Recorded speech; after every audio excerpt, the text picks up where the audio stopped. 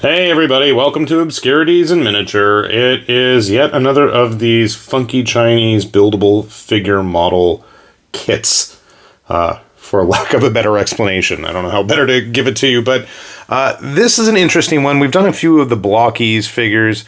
We've done a couple other companies, but Sembo Block is one that I've been meaning to get to. And this is an interesting one for me because like a lot of the companies that have kind of come up in the kind of Chinese toy collectible hobby market, they had their start in that kind of gray area, developing, not knockoff necessarily like bootlegs, but like using the third-party Lego stuff and just kind of rolled with it. They've put out a ton of kits.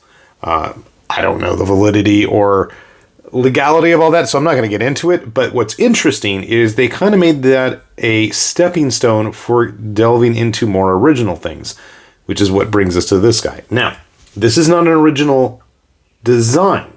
This is a model based on a figure from the company Cang Dao. Cang Dao does a bunch of very high-end, expensive metal build mecha figures, and I've done a few videos, I think, on their stuff. I own a few, and if you really want to see more, I'm more than happy to show you guys. But the Raven here, this guy, I have not been able to find a copy of in the States, stateside, I should say. I mean, I found them in the States for a reasonable price. Unfortunately, this guy seems to go for well upwards of 200 something plus, including, not even including shipping. And when you get into those kind of prices, I expect more something like Sentinel Toys level, or like CCS toys, like those big honking just brick of metal like Mazin skull or whatever they've done. I mean, all their stuff is really expensive and nice, but that's a whole different story. Anyway, don't have the metal build for this one. This is an absolute fraction of the cost, and I get to build it rather than just have it all in a box in plastic vacuum form trays. So I was like, okay, cool. I'm totally going to get this. Looks neat. So it doesn't have as many gimmicks as the actual metal build figure, but there's still a bit going on here. He's got the dual wielding cannons. He's got the two ninja swords. The original figure actually has those wings of his as a removable bird play option thing. I don't see that being the case here. We do have a couple hands. We do have a stand included. You can see a breakdown of all these sprues right there. And sadly, we don't have everybody else in the lineup to show you. All right, let's see what we're getting ourselves into here. I don't even know myself. Good size base. I feel like I have something of similar size. Right off the bat, you can see that we've got some pre-painted parts. A whole variety of stuff. You can see the face right there is pre-painted as well. Nice. So again, we have these kind of block-esque pieces. Those are some little ones in there too. Combined with the traditional, actual parts on a sprue. I'm assuming they're different types of plastic quality materials. I'm not sure.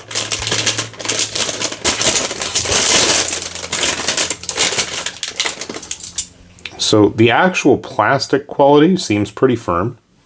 Doesn't feel too, gross and rubbery.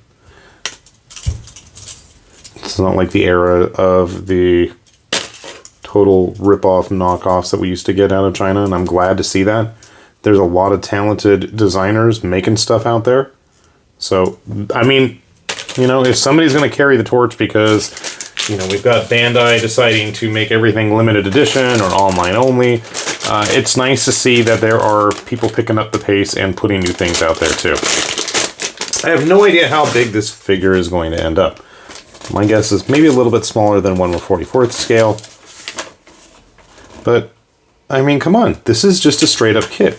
Is it made more for the kids of today that may not have the patience to sit there sanding parts down, filling in gaps, painting it all to a correct model color scale? Probably. But you know, I've long lamented the fact that there's not enough incentive or things out there even to, you know, entice new people into the fold of model building. So the fact that we have something like this that even exists, I think is a really good thing. In my own humble opinion. So on the back here, I don't even know if I'm folding it right.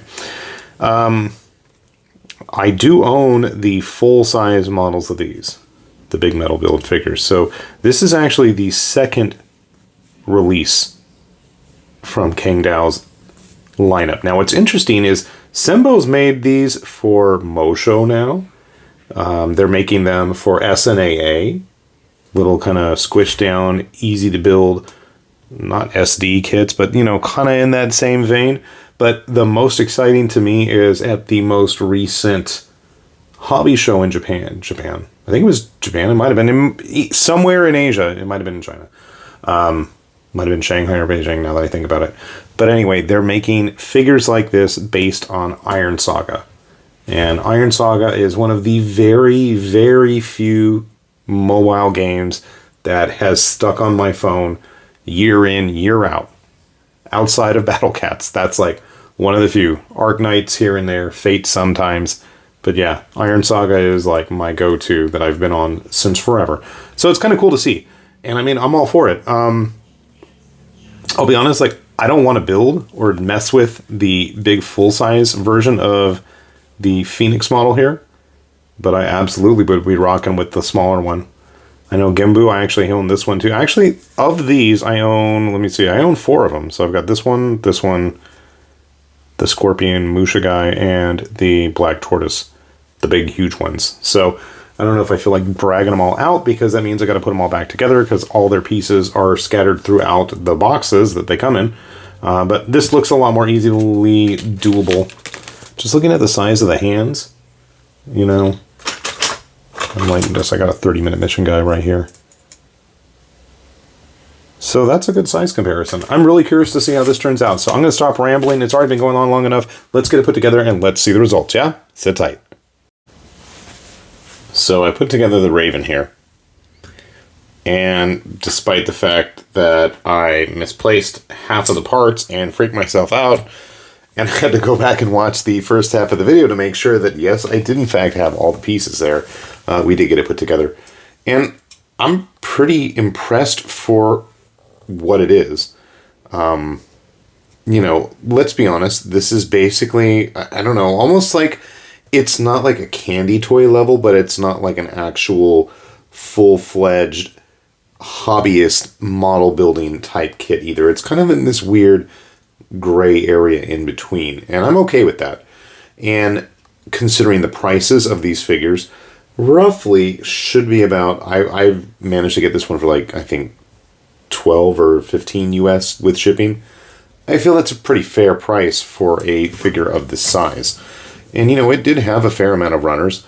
The, you know, overall quality of the figure, pretty nice.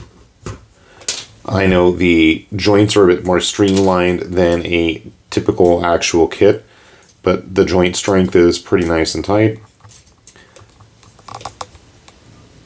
A lot of adjustable pieces here. We have the guns. Sadly, you can only have one or the other. There's not enough spots for both the blades and the guns to be stowed away, and that skirt armor doesn't want to stay in the right spot. But overall, you know, nice color separation.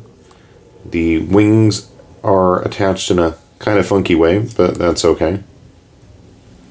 Joints are nice and flexible for the most part. And it does have a stand. Actually, I have, oh, you can see here how the joint works. So pretty simple pegs. One cool thing about the wings is they do have a bit of a simple opening closing mechanism. There is some limited movement to them there. I was going to say we have part of the stand attached. It's a really tight fit. Wants to stay there. Like it's close enough on the stand to the ground. If you wanted to give him one of the guns, both the guns, swords, whatever the case may be, you know, you do have that option, and I'm sure, given time, planning, and some decent posing, which is probably much better than mine, you can come up with some nice little suggestions in terms of how he's going to look.